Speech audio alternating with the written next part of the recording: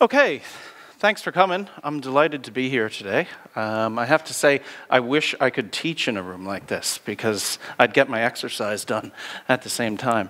My name is Brett, and I'm an assistant professor in UCD. And my main research area is computer science education. Normally when I'm talking to an audience like this, there's a lot of people that go, really, you can research that? But you can research that. It's not what I did originally. I was actually in parallel computing for my PhD, but I found my passion in computer science education. So that's now what I do full time. I teach secondary school teachers. Here's some of my activities here. I'm active internationally with the ACM Special Interest Group on Computer Science Education.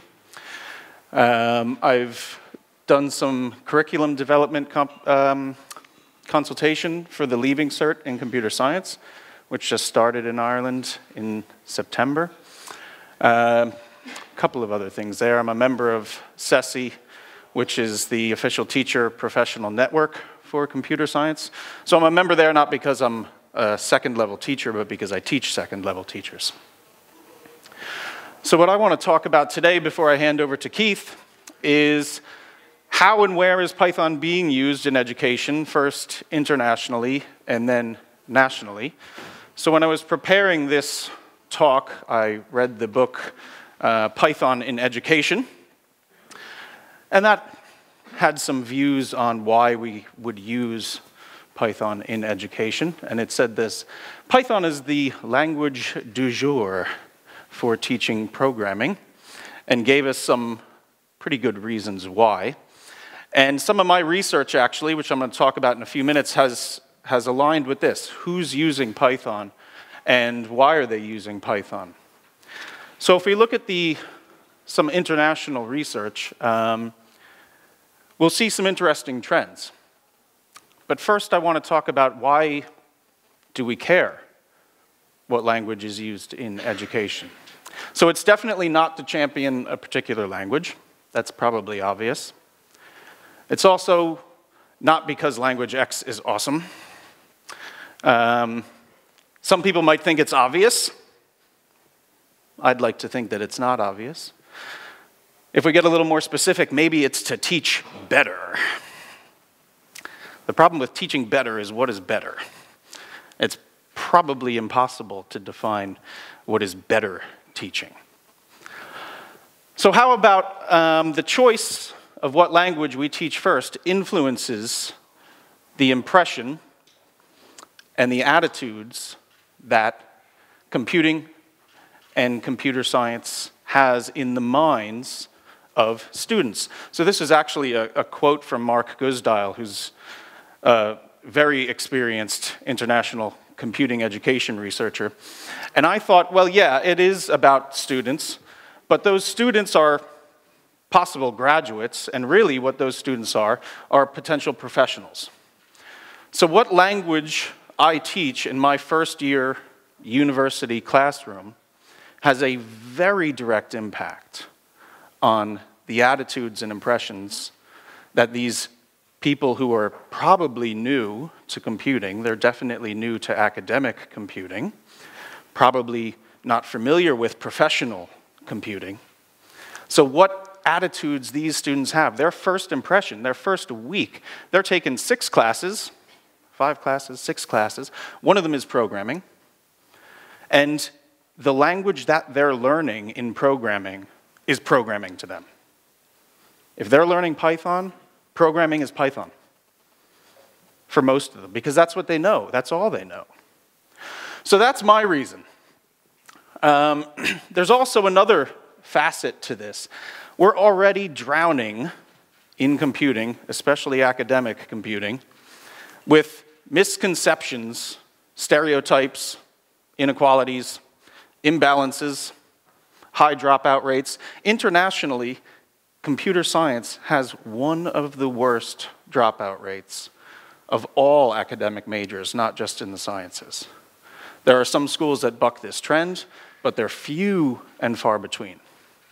Double-digit dropout rates is a normal thing, and programming feeds into that. So we don't need another fly in that ointment. Another thing that I think is missing in this discussion often is there's not enough emphasis placed on and power put in the hands of teachers. Students don't pick languages. In fact, if I have a student who comes in and has a favorite language, I'm not worried about that student. Yeah. That student's already miles ahead. Teachers pick languages. Or institutions, schools, districts, states, governments, departments of education. But students don't pick languages. But they're affected by languages. So, who's using Python in education these days? In reading that Python in Education book, I came across this quote, and I said, ooh, great, this is where I'll start my talk. Because some of my research followed on from this. So this was a study done by Philip Guo. He runs a website called Python Tutor, which is really an excellent teaching resource. Everybody here should check it out, just to see what students are using. He's thousands and thousands of users using Python Tutor. And he did a study on who's using Python in 2014. He looked at 39 US departments, the top 39 computer science departments in the US. But there's a couple gotchas here that we have to keep in mind. So first, it's the top 39 departments. He stopped at 39 because there was an 8-way tie at 40. So he said 39 is good enough. The other thing is that they're all PhD granting schools. So research-intensive schools, which might have something to do with what language they teach to their first-year students. And he also looked at what we call CS0 and CS1 courses. So a CS1 course, the definitions vary a little. Some people don't like the term. But generally, CS1 is academic computing lingo for the first course that computing majors see with no prerequisites where they learn programming. So it's Programming 101 in US talk. First year, first semester programming. CS0 is a course that's, I won't do air quotes. It's before CS1, if there is something before CS1. So it's normally missing one of the CS1 requirements. It's not just for computing majors or some other small difference, okay? But it's a little more basic than first year, first semester university programming. So this is what he found. Python, 35%, and this was in 2014. So that's interesting. This was on the communications of the ACM blog. It was quite well read, quite well cited. People discussed this a lot. I think it was a bit surprising. Now, 2014 was 4 or 5 years ago now. But Python is clearly leading in that study. So I've done some recent work, and I have different gotchas in my research. So I looked at 917 institutions worldwide, and from them I found 234 CS1 courses, and I looked at their syllabi and figured out what courses they were using. Half of this data is from the US, and I only looked at CS1, so I didn't look at CS0 courses. And this is what I found. Java is nearly 50%, and Python is around 25%. So we're not really at a point where we can really answer the question or even ask the question, what does that mean? But there's more data out there that can help us do that. So there was a study done in 2012, and they asked the same question, except they looked at nearly 400 US computing departments. And they also, like me, only looked at CS1. So they found that Java was just over 50%, and Python was down around 12% or something like that. So these, if you can remember them, don't worry, I'm going to put them back up, okay? But they're all kind of telling slightly different stories here. The 2012 and the 2017 story are relatively lined up, as we can see here. So what we're looking at is a difference. The 2019 publication data is actually 2017 data. So we're looking at 5-year change here. And what can we see? Well, Java has taken a little bit of a hit. C++ has taken a little bit of a hit. C is about the same. And Python has risen a good bit. And if you look at how much Python rose, that's pretty much equal to how much Java dropped plus how much C++ dropped. So there's some evidence that Python is gaining ground over the past 5 years, and it's taking that ground from C++ and Java.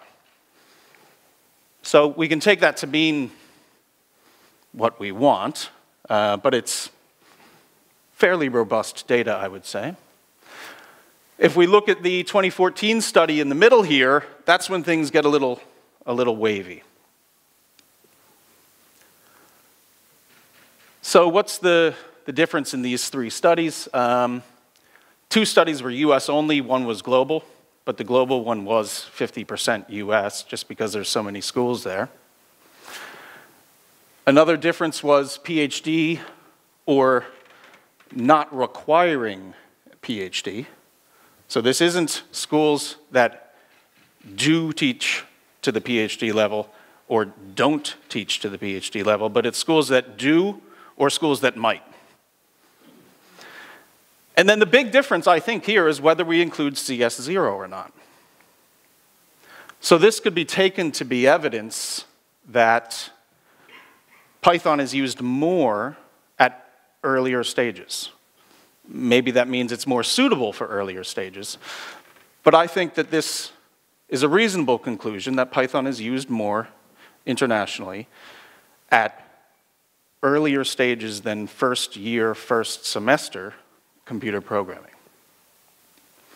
So if we look at university level again internationally, some colleague of mine, Simon, did a study in 2017. I was actually emailing Simon this morning and told him that I was going to be quoting him in a minute. They found that 31% of Australasian universities teach Python and 31% teach Java. The same study, using the same methodologies and same survey, was run in the UK a little bit after that, and they found that Python was only 13% in the UK. And then I ran the same study in Ireland here, and I had 8 of the 9 universities, that's including Ulster and Queen's in Belfast, 12 of the 14 institutes of technology, and 4 private colleges. And I found that Python is used in 28% of those institutions, and Java is used in 49. So what does that mean? What can we take from this? Here's my quote from Simon. "Knowing what languages are used in introductory courses is only part of the story. An exploration of language choice at university level would be incomplete without asking why particular languages have been chosen." So fortunately, the study that was run explored this. And the top 3 reasons in Australasia and in the UK and in Ireland are up here. And pedagogical benefits, so teaching benefits, is there. Industry relevance is another one. And availability and cost was the third. And all 3 regions found these to be the top 3 reasons in slightly different orders, but there's single-digit percentages in all of these differences.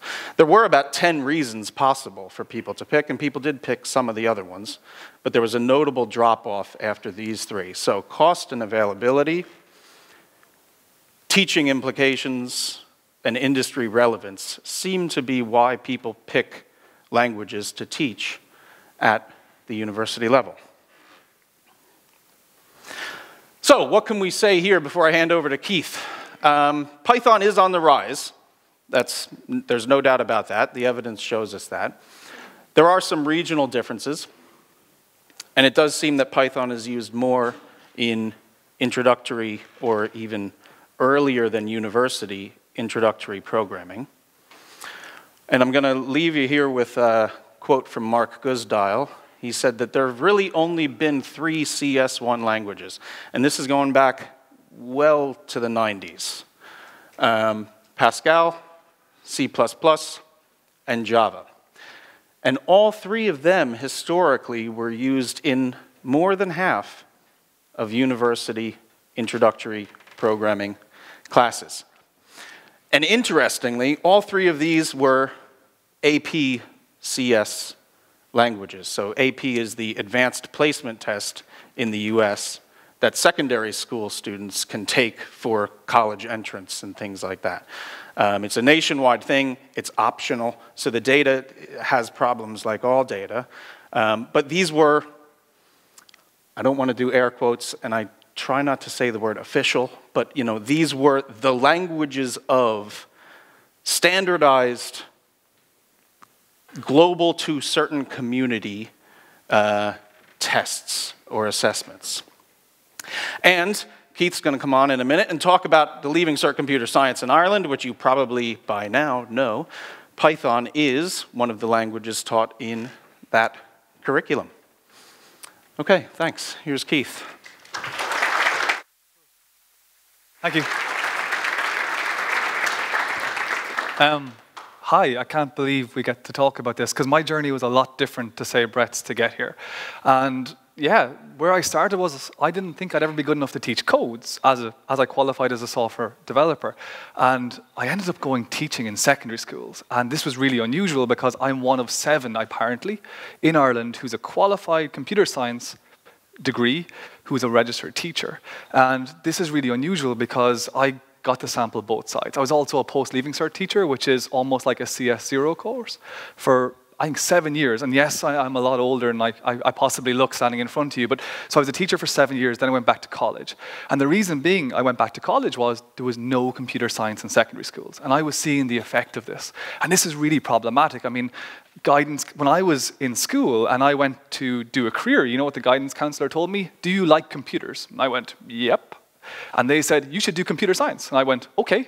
And I was just lucky that I was one of those students who was actually, who when got into it, got addicted to computer science. And when I say addicted, I mean, I can lose days coding now. And that's still why I love this so much. So I left secondary school teaching in a hope that I would go and become a lecturer, and I went back to college, and my research is in this failure rate issue. Do you know in Ireland that in first year in college, on any university or IT, it's like 30% failure rate in first year?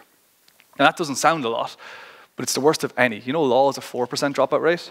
So in the last 8 years in Ireland, computer science has had the worst dropout rate in first year of any level 8, level 7, or level 6 subject. Only in 2008 did architecture match it when we crashed. That was it. And what's even scarier is computer science has a worse dropout rate of first to fourth year. So what's happening is, well, we're not sure exactly what's happening, but students are coming in and they're really struggling with programming or computer science. And we're nervous now as well with second level schools that this, we hope it doesn't happen in the same way, because in the UK, they changed from an IT course to a computer science course. And the number of female enrollments went from 40% to 6%. The number of enrollments dropped dramatically too. And this is no coincidence, because part of my research, so for the last 5 years, and I submitted my PhD last Wednesday, so hopefully that this goes well, but the point, we looked at gender differences in first year computer science, failure rates in first year computer science. In fact, one of my jobs was to build an artificial intelligence model to predict earlier on who's going to fail using Python, which is really cool. So our model within 4 hours can tell who's going to pass and fail at the end of first year computer science, which is impressive, but we're still not sure what to do with it yet, because we'd still have to help all those students who may be at risk of failing. But it turns out that in Ireland, the average, roughly speaking, the average rate of female enrollments is about 12% in Ireland. And we feel that if we keep, say, the way that the stereotype or any sort of issues associated with computer science, well, then we're going to be left in the same boat as what happened in the UK. So from here, I kind of tried to get involved in everything. I was involved in the last forum on the junior cycle short course in coding. Not many people know that exists. So between first and junior cert, you can do an official coding course. And it's done in Scratch and HTML. It's really, really interesting. If you want to ask questions, we have about 10 minutes at the end to ask any questions you want on anything I'm trying to throw out there really fast. And you'll notice that the more nervous I get, the faster I talk. So I am sorry. So from there, I was commissioned to do, for the NCCA, which is the official body for the Leaving Cert, I was commissioned to do all the video tutorials in Python. And they're actually live on a website I'll show you later on. So you can see all of what we intend to teach at Leaving Cert in Python done in video tutorials, and also a lot of the notes. I also did some other resources on the BBC Microbrain. I'll talk about that in a couple of minutes. I'm also a member of CESI, and CESI is the official computer science body of Ireland. I've been a member of them since 2010, since I became a secondary school teacher. And they help out a lot. They organize events around the country, and some of the stuff I get to talk about today is what we found when we went around the country talking to teachers and as many students as we can about how do you find Python as a 17-year-old or 16-year-old? How do you find learning code?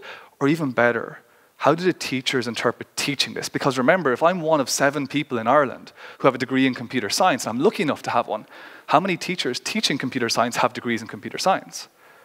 I don't think any have a full degree that's teaching the pilot school coming up, and they're trying their best to learn. This is intimidating. I mean, I'm a software developer. It doesn't bother me what code you throw at me or what language, but teachers, this is really intimidating. And remember, they're teaching the next cohort that might end up in these seats or might not end up in these seats. And that's really important to us. So I'm here to talk about the Leaving Cert Computer Science. This was the fastest rolled out course in the history of Irish education. It was rolled out within 2 years. That's unheard of. It usually takes a lot longer to roll out a course. And in phase 1 in 2018, 40 schools have taken part. And this will run for 2 years.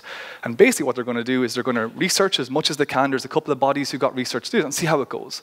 Then they're going to figure out what went wrong, because I'll talk about assessment and everything else. For example, the assessment's going to be an online IDE compiler, more than likely. They haven't confirmed it yet, so students will have live feedback in an exam, but they don't know how it's going to go. So we're going to see how that goes. And then they're going to repeat it with phase 2, but they'll open up to much more schools usually, which is like 100 and odd schools. They haven't released any of that information yet. And then by about 2022, all of Ireland can enter computer science. Any student who wants to sit it and a school who wants to run it, you can teach computer science. And this is how difficult it is to find information. That is the URL to find out what the subject entails. And I couldn't make it any smaller. So it is difficult to find. And if you want anything, email Brett or myself, and we will send you all of the notes or anything you need or any direction. Because like any sort of governmental website, it's really difficult to navigate. Even for me, I have to send links. I don't even tell them where to go anymore. So these are the 3 bodies that are involved in computer science. And I want to mention them because if you guys want to get involved, which is kind of why we're here to hint about this, is that we need more people to help get rid of this stereotype, anxiety, fear that teachers have of teaching this language of Python. And for all of us, it's very straightforward. And we have to meet in the middle. Because teachers have low skills, but loads of ambition. But what happens sometimes is they get taught by people who may not know what they're fully doing, and they throw really difficult stuff at them. And all of a sudden, the teacher is lost and will never do it again. And that's really, really important for us. So the NCCA, they're the body who wrote the actual computer science exam. That's who I was commissioned to buy through notes. That's who Brett worked with. They're the people who decide on what should be in it. The PDSD, on the other hand, they're the 2 poor people, I call it, because they have to go to every teacher in the country and teach them how to teach computer science who are doing it. So these are the professional training body for secondary school teachers. And underneath that, there is CESI, which is the official Computer Science Teachers Association of Ireland. So these 3 people, these 3 groups make up, in my opinion, the core of computer science in Ireland. This group has been around since 1949, I believe. They were involved with I don't know if anybody remembers this. I don't, because I wasn't around then. But there used to be coding in the Leaving Cert computer science exam inside the mathematics module. Believe it or not, you could do programming. But then, so these have been an advocate to get programming back on track. And delighted to say that the 3 languages that are on the module or on the descriptor is HTML and Python. So Python programming and the bit of web involved as well. And that's really, really good. They prescripted these for many reasons. A, that people won't go through different languages and do different aspects. Correcting it will be fair, and it's a good start. And Brett went through all the reasons why Python was selected. I could not be happier that Python is selected, because in my institution last year, we scrapped all of our Java in first year. And we changed all of our streams to Python. And the reason being is, well, we have many streams, and for 4th year, they have to do AI and machine learning, and that's all taught through Java. So we scrapped everything to run Python up through the streams. If you want to be a software developer, we do other courses in there as well, but we changed entirely to Python. And it's a big deal for us to see this on the thing. I'm kind of happy, I'm smiling, standing here in a Python conference saying that, yes, this is on the Leaving Cert course. But this is probably not news to you. However, this is what they have to teach. Now, if anybody has done CS1, as Brett said, look at the depth of some of this stuff. Do you know recursion is a requirement on the Leaving Cert Computer Science course? So a 16 and 17-year-old has to learn not only definitions, not only functions, procedures, whatever you call them, but they have to learn recursion. That's a tough concept for a 17-year-old. And remember, the school I taught in, it was labeled as a DESH school, which is an underprivileged school. And generally, students don't do homework, or they might not do homework. I was a 17-year-old. I didn't do too much homework other than exactly what I had to do. So some of these concepts are quite difficult. Unit testing is involved inside Leaving Cert Computer Science. And actually, I have one claim to fame in this. I was able to get classes and objects removed from the Leaving Cert course because that was on a 2, on top of everything else that they had to learn. I nearly got in trouble for that. I fought so hard just to get rid of that. Not because I don't believe it, but imagine being a 17-year-old trying to learn that as well as everything else. 5 classes a week is all they get, 5 40-minute periods a week for 2 years, usual trips and everything missing to learn all of that. Because what else do they have to learn? Well, there's actually quite a width in this, which I like, by the way. So this is the way it's structured, and I'm sure you've seen this before. It's thrown out 1,000 times. But there is core stuff, like core programming, core ethics, ideas behind should you use machine learning, all the ethical stuff behind it. No depth in it now. They don't have to learn any models or anything like that. But there is a lot of ethics, a lot of good background. But at the same time, there's these 4 blocks that pretty much define what the computer science course is about. So yes, they have to do fundamentals of Python, but the first one is called applied learning task. So applied learning task is 4 blocks that students will have to build. And this requires, and by definition, this requires a website. The website must talk to a database. The database might be relational, depending if you're higher or ordinary level. And this has to be fully functioning. And there's many options for this. So there could be web servers, Flask, Django. But then inherently, Django is object-oriented based with classes and everything else. So it's a real balance to see how that students will get this working. And I'm proud to say it took me all summer to come up with a solution for this. And there is a solution that we're working on. It'll be published fairly soon with the NCCA of how students can still use Python and get essentially a web server, a website up and running with a database connection. That's a big task, isn't it, for a 17-year-old in 2 years in formal education? And by the way, in all classes, they're not going to have enough for ordinary and higher level, so it's going to be a mixed class in all cases as well. So this is quite a large, and you can ask me how we approach this if you want afterwards, or technical details, we're happy to answer. So that's one of them. The next task is analytics. And again, there's a lot in this. I mean, one of my courses I teach is 4th-year applied machine learning, and there's a lot of analytics in this. So what they hope is that they will talk to the same database where data is collected and run some small analytics. Now, on a bonus side, they're not talking about anything too deep. They're talking about standard deviation, mean, a few graphs, that side of things to get used to this idea, but that's very interesting because it's very relevant these days. I mean, even in our courses, we now have a data analytics stream that's becoming extremely popular, so you get just with trends in industry as well. So next they have to do modeling and simulation, and this one is actually kind of like, I mean, if anybody remembers doing an undergrad in modeling and simulation, you're talking about like ant movements or large-scale modeling systems. Well, again, they don't envision it to be that.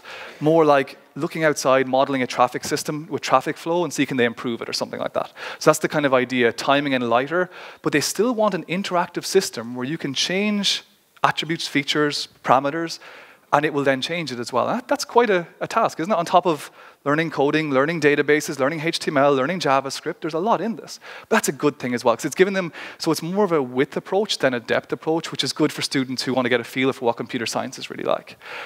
With embedded systems, this is one of my favorite things, because this is why I spend most of my time going around to schools teaching at the minute. And for most of it, these are all the options that I'm sure a lot of you hobbyists are very, very familiar with.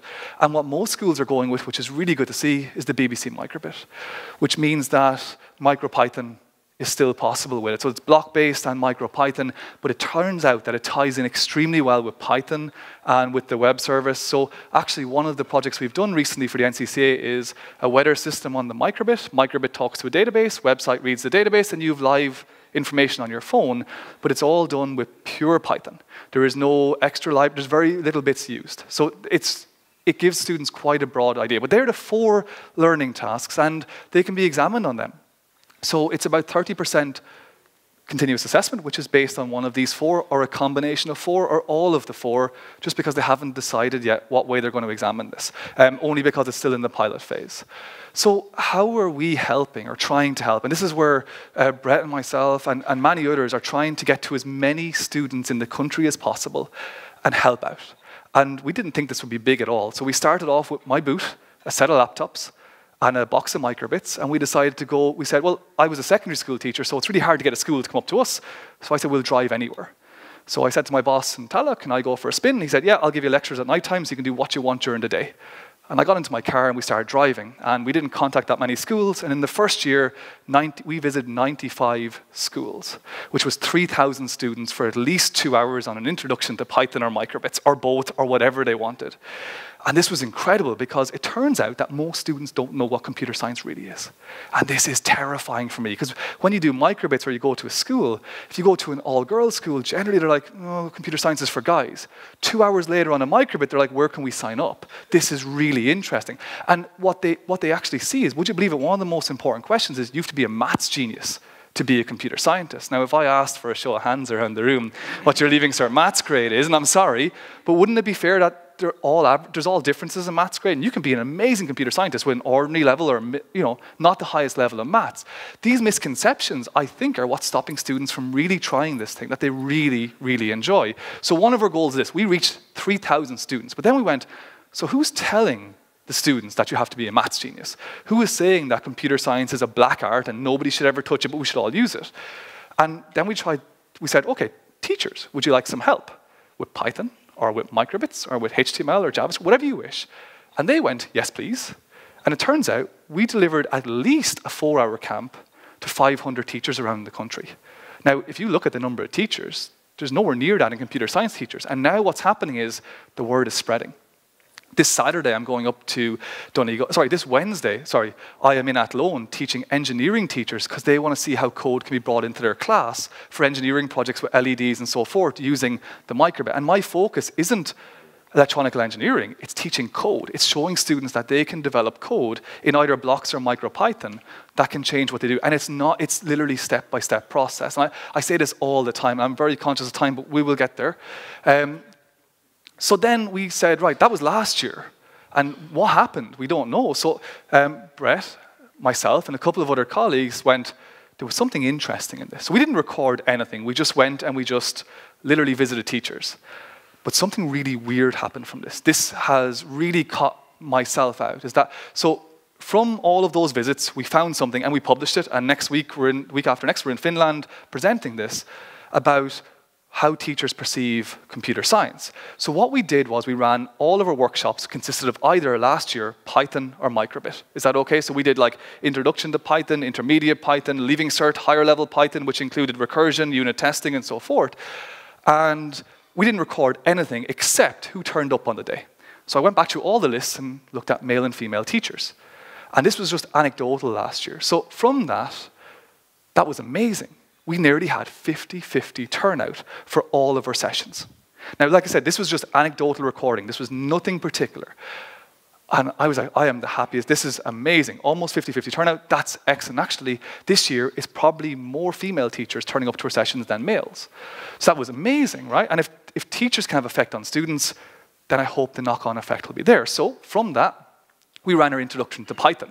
And we have a sponsor last year and this year, which we're proud to say, and we're looking for any sponsors that want to, but Microsoft Ireland sponsored us. So we brought them up to Microsoft. We were allowed to teach it in any IDE, any language, just said, if you want to teach Python, teach it. We just want to help teachers. They got them free pizza, free day, come up and we'll do what we want. And this is what happened. When we called it Introduction to Python, more female teachers came than males. When I said intermediate Python, it was almost balanced. And as soon as I mentioned the word advanced Python, which was unit testing and so forth, the numbers swapped.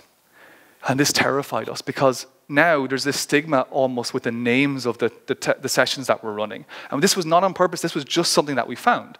So because this was so interesting, we started, I'm going to call it a crusade this year. We got 2 other lecturers to go with us, and Brett, and we're actually now a sort of like a group, so UCD, IT Tala, and Microsoft are sponsoring us. And this year we have 170 school visit booked. And a school visit consists of 3 groups of 2 hours per group with 24 students to 25 in a group. One school put 180 in front of us one day. And they want us to teach code and get perception. So now what we're doing much better this year is We're recording everything. So we're recording what students think in advance, who are their role models. All of these factors we're recording to see, is there something happening that is reducing the number of graduates or increasing the stereotype that we are, or I am, a nerd. Because when I go out to schools, that's the first thing they think. They think that I don't go outside, I don't have friends, I don't have hobbies. In fact, I put up a picture, right, of the nerdiest nerd I could find, and one school said, "Is that you?" And I went, "Sorry." And this is what we're seeing. And this is what we're trying to change. So this is our crusade.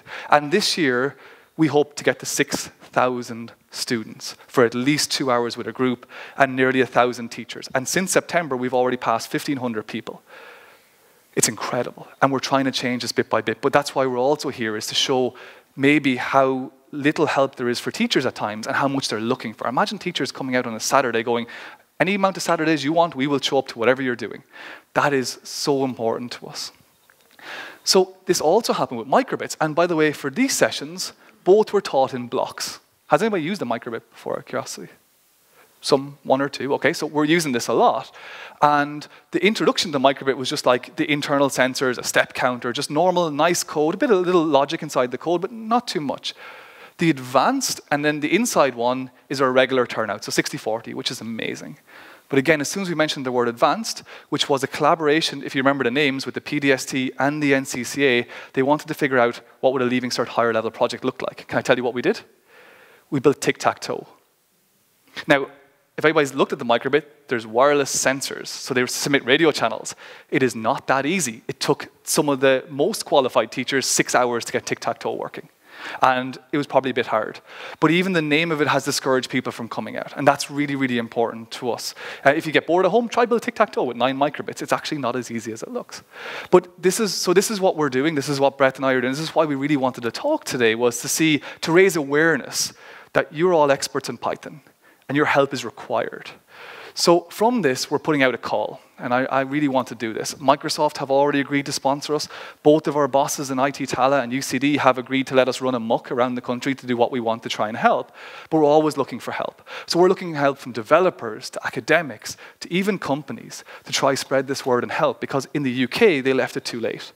And the numbers flipped and a problem happened. And we don't want to see our enrollment rates lower. We don't want to see stereotypes in computer science. We want to see anybody who likes solving problems getting into computer science without being stopped and told stuff like, you shouldn't do it, or you haven't done computer science for the Leaving Cert, so you shouldn't do it in college. Or you haven't done a science subject. I don't know if a science subject matters at all to computer science, but if you haven't done a science subject, you shouldn't do computer science. We really want to change the fact, everything about this. And I'm sorry, I get really excited and I start waffling, and that is me finished. I had to put something a little bit up on the screen. And that runaway literally means that door. So I'll invite Brett back up, and if you have any questions, we would love to hear anything that you have. Yes, oh wow, that's quick. So the reason why a lot of students kind of just throw in the towel is because they don't have that kind of, attitude. And it's something some people are born with, but it's also something that you can develop. So if you don't teach that from the beginning, I think you will experience a similar kind of dropout rate and all that. So part of my work was that part of my research, my PhD, was once you identify students that are likely to fail, how do you fix it? And the psychological term for not sticking with a problem to work is grit.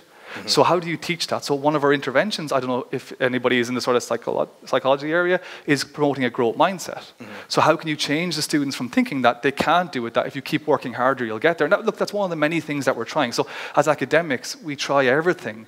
And it's our job to test these theories on larger studies so we can report back to teachers. Mm-hmm. Because growth mindset is taking the world by storm at the minute in primary schools for how to teach kids to be resilient and study harder. But you're right. The trick about computer science is you have to stick with the problem until you solve it. And once you do, it's the most satisfying thing in the world. Mm-hmm. My wife calls it, I'm locked out. So she can walk by me and she doesn't see me until I solve that problem. Then I'm happy again. But if I'm not happy, like she has bought me a t-shirt, it doesn't work, it works, he's happy again.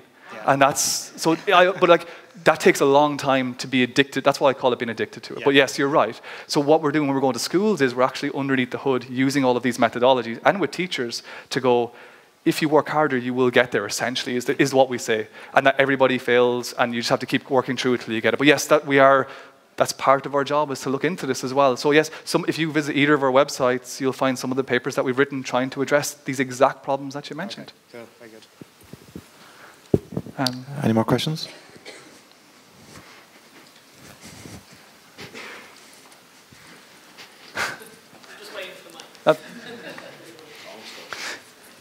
I think they don't kick us out for another 5 or 10 minutes. So, so I have one question for each of you. Just for you first, on the getting involved in volunteering, what sort of a time commitment are you talking about there? So it's everything. Because at the minute, we are literally ad hocly answering Twitter calls to go to schools. I mean, we've been everywhere and anywhere. I was a 5-hour drive each way once to like the far side of Connemara to teach one school with one group. So it can be anything. I mean, it's a joint effort. I mean, what we're actually trying to do, and Brett in particular is trying to do this, is build a sort of out-of-the-box system that you guys could adapt. And if you are in an area where you could help out, that we can provide you those tools. Like, for example, I don't know if anybody noticed that all of the Python video tutorials for Leaving Cert Computer Science are online. So even, not that you need them, but even as a guideline of where to go and what's the start and what's the end point is really important. And that's what we're here to promote and highlight. And a question for you on the research thing you were talking about, how if you include CS0, the Python thing goes up. And I was wondering if a big part of that might be because it includes courses where this CS isn't their major, because I think that for people who aren't going to end up coders, but who might incidentally do some code, Python is much more accessible than a lot of the other languages are, and I wonder if that's pushing that up. That's definitely one of the factors, I think. Another thing is that CS1 has to fit in with the rest of the curriculum. So you're looking at training computing professionals and computer scientists. You have a 4-year curriculum that has to be coherent and work together. And these don't change overnight, you know? So CS1 has to plant the seed that's going to work for 4 years. CS0 is a little different. You can teach something that you think is engaging. You can teach it for a variety of different reasons. You change CS1, you're changing a degree program possibly. So, you know, there's an inertia problem. I think we have time for one more question.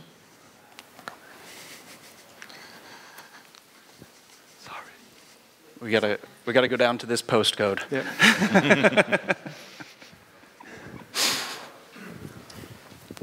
Thanks. So you mentioned in your part, yeah. Cool. Finding that you were finding stereotypes that people already had, and then most of your answer to that is getting out and kind of setting the record straight with people. But did you find specific sources or other media or the actual, like, where those stereotypes are coming from in the first place, and are there other things that we can do to be breaking those rather than kind of the direct engagement with the people who are already suffering from the stereotype? So 2 things that well actually this year 3 things we're doing. We're actually going back to primary schools. We're now going into primary schools doing a lot of this, and the microbit works really well to see where this, so anecdotally, I can give you my ideas, but what we're trying to do this year is actually measure it. So we have surveys going out to primary school, secondary school, PLCs and teachers, and we're just trying to find out where this is. But at the same time, like, what we find a lot is that people have the wrong idea. We don't know where it comes from, though. So even just teaching code, one of the things we use in our camps is the BIBRIS challenge or the BEBRIS challenge. It's a computational thinking challenge. So it's computer science without a computer, and there's a competition that's free and all that sort of stuff. So we do like coding and then computational thinking. And what we find as our solution, not our starting point, is that students, when I go into a class, say, who would like to do a degree in computer science or who'd like to be a programmer, and not one hand goes up. I think the record I had in a class of 24 was 2. And that was unbelievably amazing. I think their relatives were coders. But at the end of a class, if you can show them that it's not maths and everybody can do it, like, you know, a bit of logic, a bit of computational thinking, well, when I asked that same question, this is why we did the research this year, it's why we approached Microsoft, it's why we're working together, is that at the end of the class, I would say 75% of the students would want to do a degree or a career in computer science. So if anecdotally, we can have an effect from 1 or 0 to 3/4 of the class going, this is for me, or this is actually okay, well, that's our starting point, and that's why we decided this year to go, there's something in this, we need to go further. So I don't know what the starting reason is, we're looking into that. There's many ideas underneath the hood as to why, but I think we can do something about it. But it's going to take years for this to settle in. And what we found was that the students would get this one intervention from us, which is amazing, in 2 hours, and then the poor teachers there next week going, I don't know how to continue this. So that's why we're also targeting teachers on a large scale too, so that students get continuity of this. But I know I haven't answered your question, but we don't know what caused it, but we think showing them what it really is good. The impact you're having is amazing. And, absolutely impressed by it, so please keep it up. Thanks. Thank you. That's really There's nice. another mechanism that's often overlooked. I'll be really quick, but There's kind of a mentality that happens where once students sign up, you know, once you're a computer science major at university, okay, now we got to go further down the pipeline and get more like you. But we have a high dropout rate, like I mentioned, and looking after our own students who have already made the commitments and their sense of well-being and belonging is really important, you know, because if you're at the university level, you have 100 students in first year, you're looking at losing double digits. If you keep 2 students from leaving, that's 2%. So I run a lot of programs at UCD that involve student volunteers, and we find that the volunteers are overwhelmingly positive, and that is really infectious. You know, I've been running a couple programs for a couple of years, and every year we have more volunteers. And then when we bring secondary school students into university on outreach programs, the secondary school students want to learn from the third-year students. They don't want to look at me. You know, they want to ask the real students the real questions. So that's another thing that I'm working on. Okay, so unfortunately we've run out of time. I'd just like to thank our speakers, Brett and Keith.